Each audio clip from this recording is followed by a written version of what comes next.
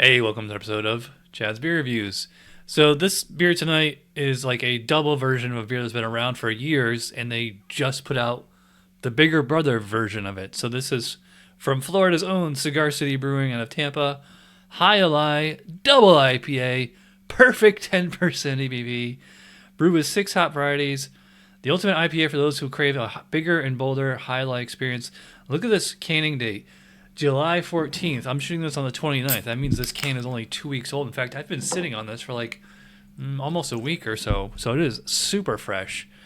Anyway, pour it into the IPA glass, and you can see it's a pretty standard kind of amber, slightly orange or copper color. Get a big, frothy foam on it. And if you look at the body, it's actually fairly clear. It's not crystal clear, but yeah, pretty clear. So let's give this thing a sniff. Wow, this is bringing me back. Old school, non-hazy IPAs, very piney. Yeah, pine, clean, floral, fresh scent. Oddly enough, no alcohol for 10% ABV. Well, no distracting alcohol, I should say. I mean, I can tell off the aroma that it's a strong beer. Yeah, but it's like pretty much all hops here. Very East Coast style. Nothing like toasty or caramel, nothing grassy.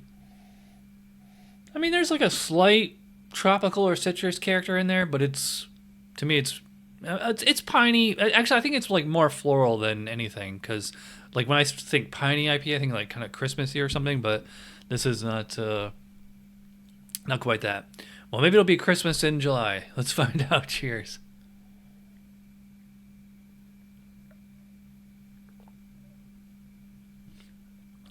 I haven't had regular Jai Alai in a while, but like as soon as it hit my lips, I kind of like had like a flashback. You would think I'd be drinking it all the time because I live in Florida.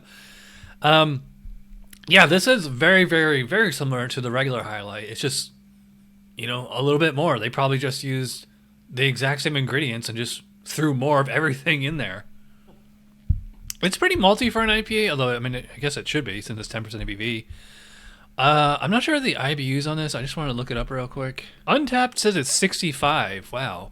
I thought it'd be more than that. Although I will say, okay, yeah, 65 actually makes sense because this is kind of drinking like a Dogfish 60 Minute, and that's 60 IBUs. This is not super bitter. I think the days of the 70, 80, 90 IBU IPAs, those are long gone, except for like, Arrogant Bastard or, something Stone might do. But other than that, like anything you're going to get mainstream, and especially a hazy, is going to be like 60 IBUs tops. Yeah, so like the maltiness is like a kind of toasty or caramel kind of flavor, although I would not call it a sweet beer. It's not so much sweet as it is the taste of malt. It doesn't seem like sugary. The hops are, like I said, in the nose. It's a nice kind of piney, like almost like tree bark kind of thing. Maybe you call it earthy or floral. It's not quite the spruce tips or, just straight up resiny character of like, like a Christmas IPA or something like that. Or like, 6-point resin, this is more like the tree bark than the pine needles and the flowers growing underneath the tree, if that makes sense. Yeah, so this is like an old school, East Coast double IPA. I mean, the only thing I could approximate this to is like Dogfish 90 Minute. But this is way less bitter than that.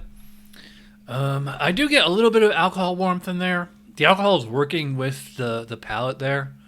It's not a spicy alcohol. Like maybe it has like a slight kind of, straight whiskey or rum kind of thing going to it. But, otherwise, all the sweetness here seems to be malt derived.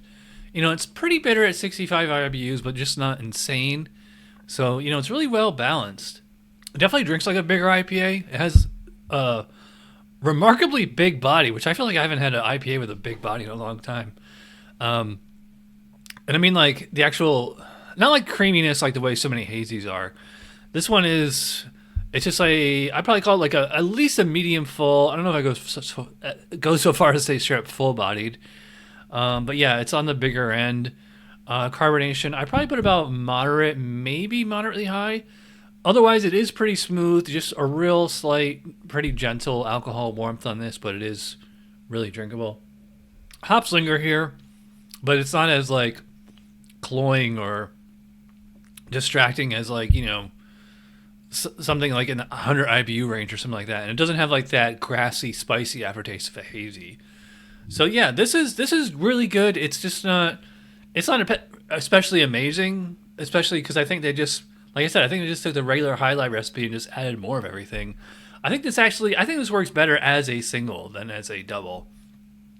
But they did make a nice, very drinkable 10% ABV in a huge 19.2 ounce can here.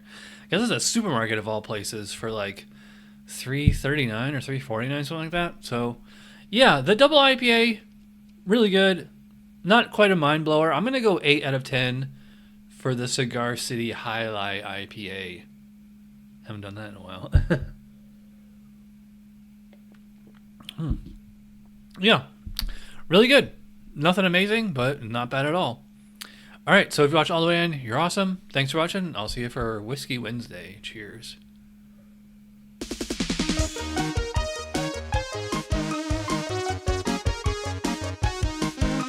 Somebody brewed it. Chad just reviewed it. Thanks for watching Chad's Beer Reviews. Trust me, the next episode will be a lot better.